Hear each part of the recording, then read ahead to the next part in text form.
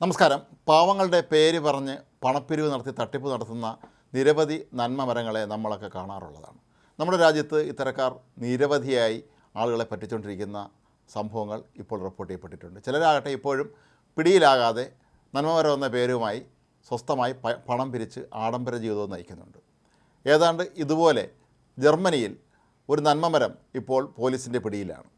അബ്ദുൽ ഹമീദ് എന്നാണ് സമൂഹ മാധ്യമങ്ങളിൽ ഇയാളുടെ പേര് കാണുന്നത്. ഫലസ്തീനിലെ പാവപ്പെട്ട മനുഷ്യർക്ക് വേണ്ടി പണം പിരിക്കുന്നു എന്നാണ് ഇയാൾ സമൂഹ മാധ്യമങ്ങളിലൂടെ ആഹ്വാനം ചെയ്തിരുന്നത്. ഏതാണ്ട് 37 തവണ ഇയാൾ ജനങ്ങളോട് ധനസഹായം ആവശ്യപ്പെട്ടിരുന്നു. ഇയാൾ ഏത് രാജ്യക്കാരനാണെന്നോ ഇയാളുടെ തൊഴിൽ എന്താണെന്നോ ആർക്കും അറിയില്ല. ഇത് സംബന്ധിച്ച വിശദാംശങ്ങൾ ഇനിയും പുറത്തു വന്നിട്ടില്ല. അങ്ങനെ ഇയാൾ വൻതോതിൽ പണം പിരിച്ചു. ഏതാണ്ട് 6 കോടിയോളം രൂപയാണ് ഇയാൾ ഇത്തരത്തിൽ തട്ടിയെടുത്തത്.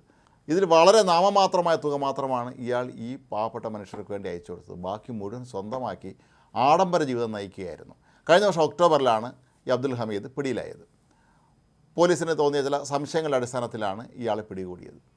ഇയാളുടെ കൈവശമുണ്ടായിരുന്ന ഓരോ വിലപിടിപ്പുള്ള വസ്തുക്കളും കണ്ട് അധികൃതർ അമ്പരന്നു.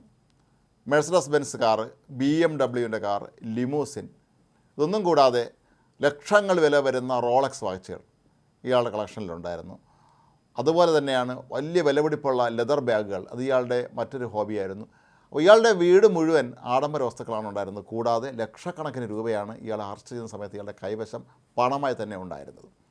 ഏതായാലും ഇയാളെ പിന്നീട് അറസ്റ്റ് ചെയ്ത് കോടതിയിൽ ഹാജരാക്കുകയായിരുന്നു. തുടർന്ന് നടത്തിയ അന്വേഷണത്തിൽ വേറെ ചില ഞെട്ടിപ്പിക്കുന്ന വിവരങ്ങൾ പുറത്തു വന്നിട്ടുണ്ടായിരുന്നു. അതായത് ഇയാളുടെ സഹോദരിയുടെ അപ്പാർട്ട്മെൻറ്റിൽ നടത്തിയ പരിശോധനയിൽ 5 റോളക്സ് വാച്ചുകൾ പിടിച്ചെടുത്തിട്ടുണ്ടായിരുന്നു. അതും വളരെ വിലപിടിപ്പുള്ളത്.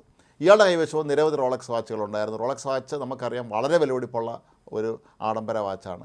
അങ്ങനെ ഇയാളുടെ സഹോദരിയുടെ എല്ലാം തന്നെ വീട്ടിൽ നിന്ന് കണ്ടെടുത്ത വസ്തുക്കൾ എല്ലാം കൂടെ വെച്ച് നോക്കുമ്പോൾ ഒരു പക്ഷേ 6 കോടിയിലധികം ഇയാൾ തട്ടിച്ചിട്ടുണ്ടോ എന്ന് സ്വാഭാവികമായി നമ്മൾ സംശയിക്കേണ്ടി വരും. മാത്രവുമല്ല, ഇയാൾക്ക് ഈ കള്ളപ്പണം വെളുപ്പിക്കുന്ന ഏർപ്പാടുണ്ടായിരുന്നതായും ഇപ്പോൾ അധികൃതർ സംശയിക്കുന്നുണ്ട്. ഇപ്പോൾ അത് സംബന്ധിച്ച അന്വേഷണവും നടന്നുകൊണ്ടിരിക്കുകയാണ്. ഇയാളെ കോടതിയിൽ ഹാജരാക്കി ഇപ്പോൾ വിചാരണ നേരിട്ടുകൊണ്ടിരിക്കുകയാണ്. ഇനി അടുത്ത 2 ദിവസം കൂടി വിചാരണ നീണ്ടു നിൽക്കും എന്നാണ് അധികൃതർ അറിയിക്കുന്നത്. അത് കഴിയുമ്പോൾ ഉചിതമായ ശിക്ഷ ഇയാൾക്ക് ലഭിക്കും എന്ന് തന്നെ നമുക്ക് ഉറപ്പാക്കും. കാരണം പാശ്ചാത്യ രാജ്യങ്ങളിലൊക്കെ തന്നെ ഇത്തരത്തിൽ ചാരിറ്റി തട്ടിപ്പ് നടത്തി പിടിയിലായാൽ അവർക്ക് വലിയ ശിക്ഷ തന്നെയായിരിക്കും നൽകുക.